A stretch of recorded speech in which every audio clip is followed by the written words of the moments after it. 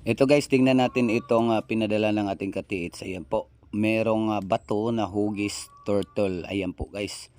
So talagang meron siyang ulo guys. Nagtataka sila kung bakit ganito yung hugis ng bato. May ulo.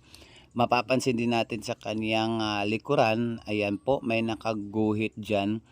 Ayan po, ang ibig sabihin yan ay down below.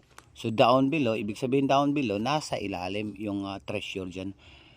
Ayan po. So, para siyang pagong na nakaangat yung kanyang ulo pero may nakasulat sa likod niya na down below or treasure under. So, napakaganda niyan. So, hindi lang nila alam kung saan o kung anong sign yan.